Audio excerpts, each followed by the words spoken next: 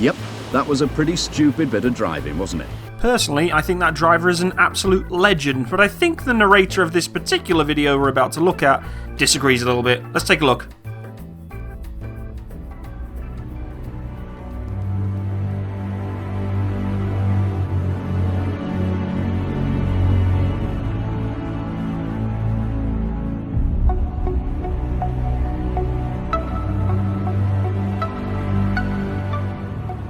Welcome back, hope you're having a wonderful day. It is Matsimus and we're discussing a little bit about light utility vehicles today. The British Army Land Rover, or British Armed Forces Land Rover, is one of the staples of 4x4 vehicles ever produced. Land Rovers are just amazing, and that's not biased, it's factual information. Look at them worldwide. They have been put into service all over the place. They are very good off-road, and if it was up to me, I would literally be buying one right now, importing it here and driving it as my day-to-day. Unfortunately, I cannot, but in the future, for sure, I am going to be saving up for one to import from the UK, or even potentially find one over here from Battis. They do give them away. But it's interesting because when I did my driver training on the Land Rover, I had so much fun. It's just a great vehicle to take off-road. It goes literally anywhere. I cannot describe to you how good this thing is off-road, and I have a lot of respect for it. I'm sure many of you who have served with it do too. The SES have used it obviously previously in the past. We've now upgraded to different vehicles, but it's done very well for itself. And I found an interesting cross-country training VCR, or VHS I guess, video of this vehicle of how to drive it off-road. And for those of you who do own one, maybe it's a good little reminder or refresher of exactly the best techniques and principles of how to drive one. So let's take a look at this old school British Army training video. You've got to concentrate, and you've got to think and plan ahead to anticipate events. That means planning the best route, being in the right gear, and driving at the right speed. Now, one thing I do want to say, being in the REME, is I've seen people treat these vehicles like dirt and never really respect them mechanically or the way that they're driven. And fair play to most people, when they come off their basic training and out of their driver training school, they think they know everything about driving and just tear these vehicles up. Unfortunately, I was the one who had to fix them up. Boo-hoo to me, I know, no one cares, play the little miniature violin. But it was a little ridiculous, the amount of money we wasted on people just trashing these vehicles. And considering of how much respect I have for them and how well they performed, it was just ridiculous. Now, these are the up-rated Land Rovers, the turbo diesel injection vehicles. Absolutely fantastic, so much power, really good off-road capabilities, and to be fair, I never ever had an issue getting in and out of muddy, terrain or any kind of off-roading cross-country, because it just did such a fantastic job. So if you ever can try and drive one off-road, I would definitely suggest doing so. You must always be in control of the vehicle. Once the wheels start to spin or slide, you've lost it. And if you don't regain control quickly, the situation can soon get out of hand. A golden rule here is to drive with the accelerator pedal and use the clutch and the brake to an absolute minimum.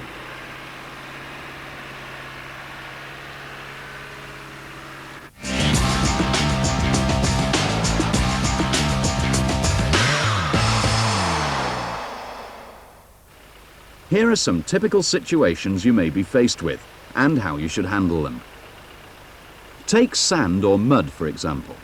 For these conditions, you need to engage the diff lock before you start, to get maximum traction, and as high a gear as you think it'll take, because you don't want the wheels to start spinning. Then, cross the difficult stretch on a steady throttle. Don't try hard acceleration. The engine's torque will start the wheels spinning.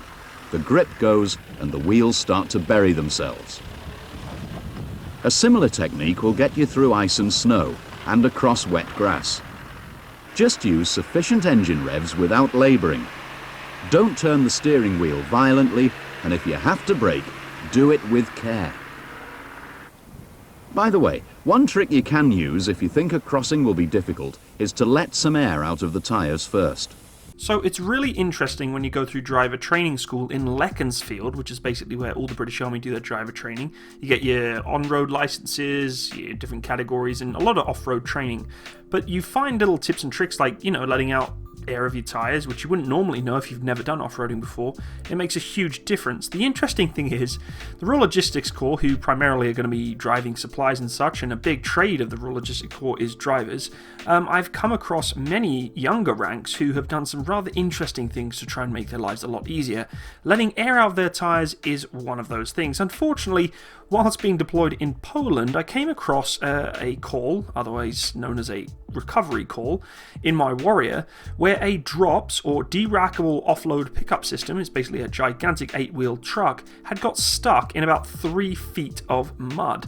Now, the reason he did this is, first of all, he didn't check the area that he was driving through. It, a very overweighted vehicle with ammunition for the Challenger 2s and AS90s heading off to the resupply point, and he thought, I'll take a shortcut through this ditch, which is normally where tanks roll through, and he got dead stuck. And when I showed up to the vehicle to help pull him out, I looked at all 8 of his wheels, and every single one of them was probably at about half PSI as to what the tyres should have been. They were almost flat. It was ridiculous. So when I asked him, what the hell were you thinking? He said, well, once I got stuck, I just thought I'd, let a bit of air out the tyres and see if it would help me out. A little bit of air does not mean the 50% of the air inside your wheels holding the weight of 15 tons of equipment. And to get him out was an absolute nightmare. I'm pulling it with a 36-ton tank with 800 horsepower trying to pull this thing out, and it was a bit of a struggle, but it was a lot of fun nonetheless. But just a little tip for you guys, don't let too much air out your tyres or you're going to have a really bad day. But if you do, don't forget you must blow them back up again before you go on-road. Remember, underinflated tyres will overheat on the road. This will adversely affect vehicle control and could lead to a blowout.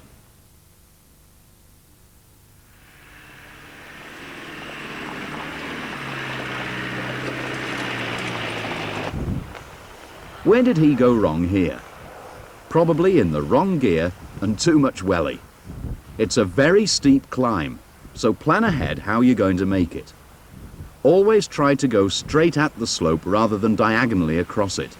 If you do that, you may also lose control because the vehicle will try to slide down or even roll over if it's steep enough. Is the ground reasonably dry or hard? If so, low-range second or third gear is probably the answer. Ideally, you want to climb in the highest gear it'll take, but if you choose too high a gear, you'll probably stall. And that's bad news on a hill like this. Build up a fair speed on the approach to the slope, so that if it drops off, you'll still have sufficient momentum. Once on the slope, delicate use of the accelerator is necessary to try to eliminate wheel spin. But if the wheels do start to spin, don't floor the accelerator. That will only make things worse. You'll probably start to slide sideways off course.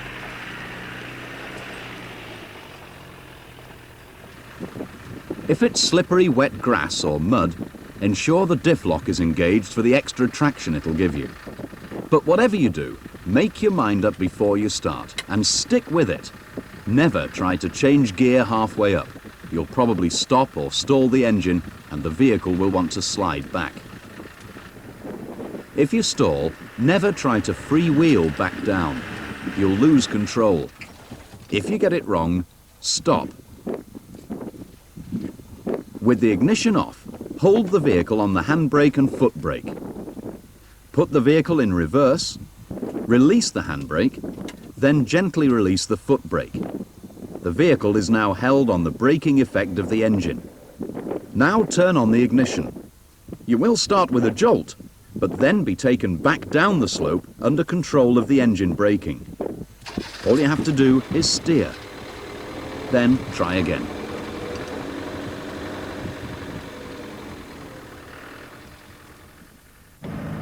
Coming down a slope can be just as tricky as going up, or even trickier, because you may not even be able to see the steepness of the ground over the bonnet as you approach it. Stop a vehicle length before you get to the edge, and if necessary, get out to have a look. Select low-range first gear with the diff locked. Let the clutch out and allow the vehicle to descend the slope without touching the clutch or brakes or the accelerator. Let the engine do the braking. Don't try to brake or you'll start to slide and lose control. If the vehicle does slide, very gentle use of the accelerator will get it back under control again. And, just like going up a steep slope, always come straight down, never diagonally. If you do have to traverse a slope, so much depends on its steepness and the hardness of the ground. But if it's steep and slippery, you'll slide sideways towards the bottom. So the first thing to do is to decide whether it's worth trying at all.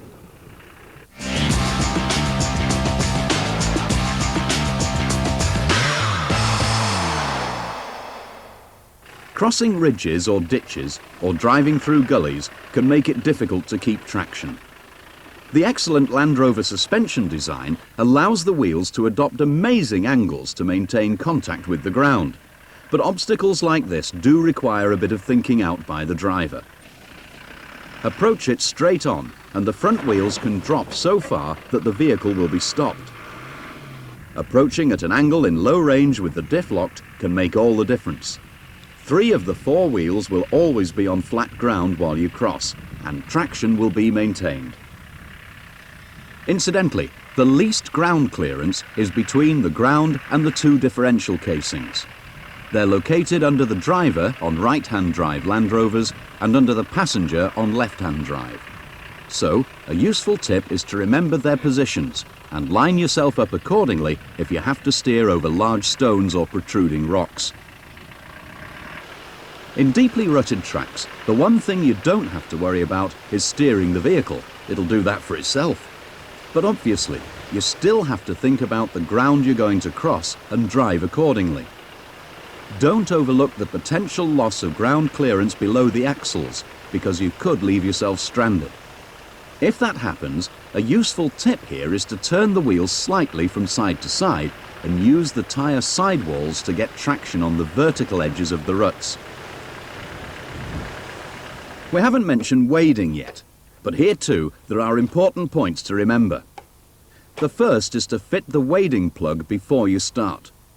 It stops water and mud getting onto the clutch, but it shouldn't be left in permanently.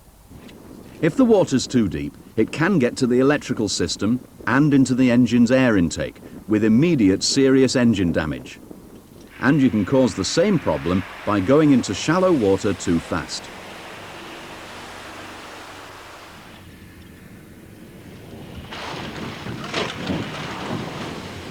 Yep, that was a pretty stupid bit of driving, wasn't it? He had no idea how deep the water was, and it could have gone into the engine, causing it to seize. Also, the vehicle could have been badly damaged, and worse still, he could have caused injury to himself and to his passenger. And all because of a total lack of forethought. If you don't know the water you have to go through, it may be necessary to do a recce on foot to find out how deep it is. But in any case, stop before you get to it, select diff lock low range, and a gear which will enable you to keep the revs up, and drive through steadily. In deep water, keep your speed down to about 3 miles an hour to avoid creating too big a bow wave, and make sure you don't stall, or water will go up the exhaust pipe. Slow and steady is the way to get through. And don't forget, when you've reached the other side, drive a short distance with your left foot on the brake pedal to dry out the brakes. Otherwise, the next time you need them, they may not work too well. If you're crossing a river, it's best to aim slightly downstream. If you go upstream, a strong current may drown your engine. But however you tackle it, always decide where you can exit the river before you start. Oh, and yes, if you're going through water in convoy, don't get too close to the vehicle in front.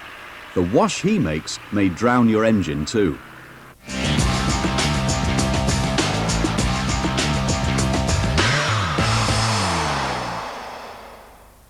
Here's a few more tips for off-road driving.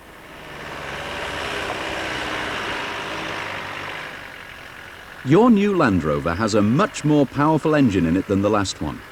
So, it'll be much easier to get wheel spin if you over-exercise your right foot. The power is there when you need it, but use it with care. It's all too easy to get wheel spin. Make sure you don't have your thumbs wrapped round the steering wheel, particularly when you're driving off-road. You suddenly hit a major obstacle, kick back through the wheel could give you a nasty thumb strain, or even break it.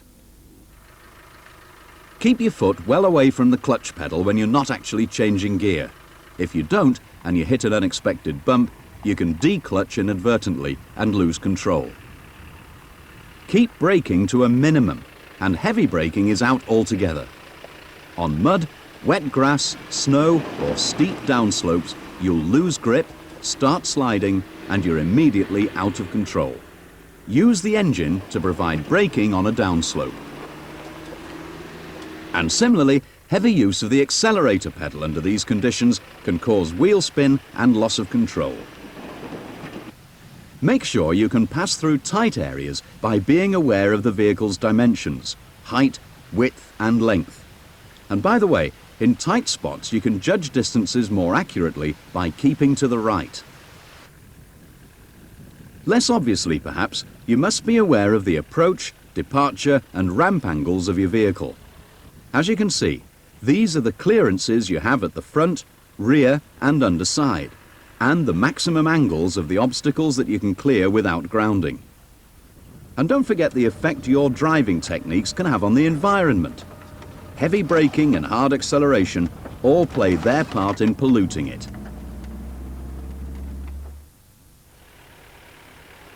To sum up off-road driving, there are few hard and fast rules, because each situation has to be assessed on its merits. But see how you can measure up to this. Never change gear or operate the clutch while you're going through a difficult patch of ground. Make your mind up about gear selection before you start and stick with it. From then on, the only pedal you should use is the accelerator. Experienced off-road drivers look and plan ahead. They drive smoothly. They treat loose or wet surfaces as if they're ice and do everything gently. Smooth, slow throttle operation to keep the tyres from spinning on acceleration and from locking on deceleration. They use precise steering and they remember the golden rule. Drive with the accelerator pedal and use the clutch and brake as little as possible. The experienced driver always controls the vehicle, never the other way round, by driving as slowly as possible but as fast as necessary. Done that way, they get through. Can you? Anticipate by looking ahead for potential hazards and thinking ahead. Prepare to drive accordingly by selecting the route and the right gear ahead of time. Remember the specific technique you need to cross that type of obstacle and drive through or over it accordingly. Keep in control at all times. If you lose it, you may have more than just a red face. As part of the MOD's and Land Rover's commitment to environmental protection and to reduce the emission of greenhouse gases and harmful particulates, you must drive in a way that protects the environment. The techniques for drivers to minimize fuel consumption through better driving are summarized in Standing Orders for Drivers, JSP 341 Part 4. These techniques offer significant financial savings in reduced fuel consumption, in addition to assisting the MOD to meet its demanding targets for reducing harmful emissions. Your training will have taught you to drive safely. These actions will help you to drive safely and economically. By the way, a final thought before we finish. We talked earlier about the powerful engine fitted to your new Land Rover. It's turbocharged, and turbos turn at incredible speeds, well over 100,000 revs per minute. And this means that their bearings must get plenty of pressurized oil from the engine. This oil drains from the bearings when the engine's stationary, so when you start up, let the engine idle for a few seconds before revving it. Well, this will allow pressurized oil to get to the turbo. Equally important is switching off. If you rev the engine and immediately switch off, the engine will stop, but the turbo will continue to spin while it slows down. The result can be damaged bearings and an expensive turbo replacement, because when you switched off the engine, the supply of pressurized oil to the bearings was immediately cut off, long before it stopped turning. So, always allow the engine to idle for a few seconds before turning it off. Well, that completes this program. We've shown you techniques for both on-road and off-road driving to help you get the best out of your Land Rover. There's been a lot for you to think about, and you may want to watch this video again, either now or later. But the proof of the pudding is to try and put into practice the things we've shown you, to make you a safer, more proficient driver. Maybe one day you will justifiably be able to call yourself an experienced driver. Good luck.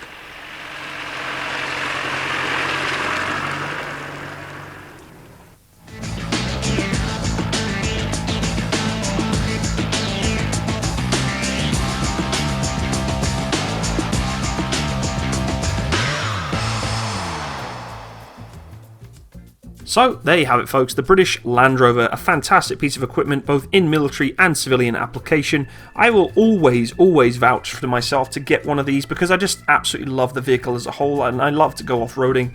I haven't done it for many years, obviously being out of the British Army, but over here in Canada there's so much land and room for it. It's just perfect opportunity to take these things out and just tear them up. I say tear them up, I'll actually treat the vehicle with respect, which is most of the time what people don't do in the armed forces because it's not your kit and you don't care about it. It's a little different though when you're the one maintaining it and having to take it back into the hangars or back into the harbour area to get it fixed up. So if you are a serving member of the armed forces, especially the British Army, please guys, take care of your kit, look after it, because at the end of the day it could save your life, especially when it comes to, you know, brakes and steering and suspension when going off really dangerous terrain. If you don't look after it properly, it could really hurt you or others, so just be careful with it. And with your driving ability, I've seen so many horrible accidents that could have been, you know, missed or not have to happen if people were just a little bit more careful, a little bit more smart. You know, it's all great and fun when you're showing off to the boys in the back of the wagon as fast as you can going over a bump, and it's all a good time until someone's skull smashes off the side of the bar of the vehicle and you're absolutely done for. So just be smart about it, boys, especially in Suffield. Those of you deploying the ballast for the first time, you'll get all your briefings and all that good stuff and you'll just be kind of brushing it off for the most part. But seriously though, that place and most training areas nowadays, because of the way it's been used so much, it becomes so dangerous very quickly. Just be smart, drive safe, be careful please. We want you all to come back home safe to your friends and family and loved ones. Just something to think about on a serious note. Anyway, I hope you enjoyed today's video and maybe took away a little bit something from this if you're even serving or previously served, or maybe you have one of these vehicles in a civilian world. As I mentioned, I will be trying to one day acquire one of these. I know there's many of them for sale in the United Kingdom that I could potentially import. I've known of people to do it. And there's a few for sale over here too. The vehicle you're looking at right now is actually the perfect ideal of what I'm looking for. A Land Rover Defender 110 long back box. Well, this one doesn't have a box, it's a canopy, but a fantastic bit of kit. I wouldn't probably get the older ones, they're just not as much fun. If it was up to me, I'd have a, you know, a 90 Wolf turbo diesel injection vehicle. Absolute nightmare off-road in terms of speed. Can get yourself hurt real quick, but also just a lot of fun to drive. If you do want to support my channel, please feel free to go check out my Patreon account. It is in the description box below, and check me out on Facebook. If you want to come have a chat with me, discuss our, you know, previous Land Rover driving experiences or any stories or horror stories you may have about this vehicle, come hang out with me in my Discord channel. Yes, guys, I do have a chat server that's both text and voice, so if you want to just come have a chat, hang out, share some war stories, or even play some video games, then come see that link in the description box. Also, hope you have a wonderful day, drive safe everyone, and bye bye.